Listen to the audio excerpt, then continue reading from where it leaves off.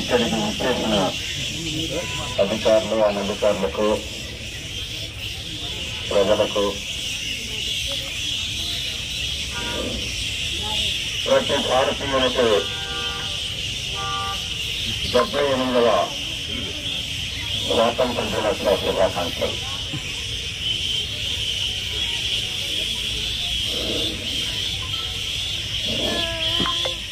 డెబ్బై 78 సంవత్సరాల ముందు శతాబ్దాలుగా ఈ జాతి విముక్తి కోసం అనేక మంది పోరాడి అహింసా మార్గంలో జాతిపిత మహాత్మా గాంధీ నేతృత్వంలో, అలాగే ఎందరో మహానుభావులు జవహర్లాల్ నెహ్రూ గారు కావచ్చు, సర్దార్ వల్లభాయ్ పటేల్ గారు, డాక్టర్ బిఆర్ అంబేద్కర్ గారు, జగజ్జీవన్ రావు గారు, వీళ్ళంతా కూడా మరి స్వాతంత్రం మన జన్మ హక్కని పోరాడు అనేక ఉదంతాలు, అనేక పోరాటాలు, ఉప్పు సత్యాగ్రహం మొదలుకొని జలియన్ వాలాబాద్ ఉదంతం కానీ, రూపాయల తిరుగుబాటు కానీ ఎన్నో పోరాటాలు చేసి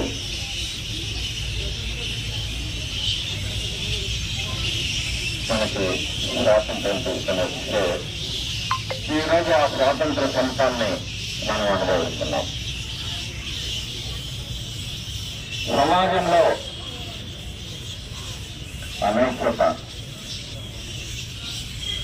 ఆ రోజు బ్రిటిష్ పాలకులు వ్యాపార నిమిత్తం వచ్చి ఈ దేశాన్ని కబళించగలిగారంటే సమాజంలో ఉన్న అనైక్యత, విభజించి పాలించు ఈ సిద్ధాంతాన్ని అమలు చేస్తూ చివరికి వ్యాపారస్తులుగా వచ్చి దేశాన్ని కబళించిన పరిస్థితి. కాబట్టి ప్రజలందరూ కూడా ఎప్పుడూ కూడా కుట్రలు, కుతంత్రాలకి దూరంగా ఉండాలి. ఉద్దేశాలని భారతదేశం 78 సంవత్సరాల క్రితం బానిస పరిపాలన నుండి ప్రపంచంలో అగ్రగామిగా మరి 3వ స్థానం, 4వ స్థానం, 3వ స్థానానికి ఎదగలిగే పరిస్థితుల్లో ఉంది అంటే అనేక సంస్కరణలు ఈ దేశంలో తీసుకురావాల్సిన తర్వాత దేశ అభివృద్ధి విలువలుగా అడుగులు వేయటం మొదలుపెట్టింది. మన ప్రియతమ ప్రధాని నరేంద్ర మోదీ గారు అనేక సంస్కరణలు తీసుకొని వచ్చారు. ఆర్థిక సంస్కరణలకు మూలం పివి నరసింహారావు గారు అయితే ఆ తర్వాత ఆ దేశాన్ని మరి వాజ్పేయి గారు కానీ, నరేంద్ర మోదీ గారు కానీ ఈరోజు దేశాన్ని ఎన్ని సవాళ్లు ఎదుర్కొంటున్నప్పటికీ ప్రపంచం అనేక ఆర్థికమైన ఇబ్బందులను ఎదుర్కొంటున్నప్పటికీ కూడా భారతదేశం ఎక్కడా కూడా వెనుకడుగు వేయకుండా ముందుకు చేస్తుంది అంటే అది సందర్భంగా ఖచ్చితంగా మన ప్రియతమ ప్రధాని నరేంద్ర మోదీ గారిని పంచుకోకుండా ఉండలేదు. చుట్టూ ఉన్న శత్రు దేశాల నుంచి శాంతి భద్రతల కోసం సైనికులు, పోలీసులు మరి రక్షణ కవచంగా ఏర్పడి వాళ్ళ ప్రాణాలను సైతం తెచ్చుకొని దేశాన్ని రక్షిస్తున్నారు. వారిని కూడా ఈ సందర్భంగా మనం కలుసుకోవాలి.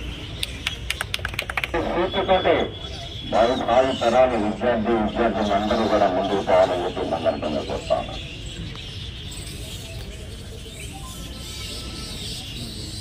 మరి స్వాతంత్ర ఫలాలు ఎలా ఉంటాయో ఇప్పుడు మాటల ప్రజలకు కూడా అర్థమవుతున్నట్టుంది.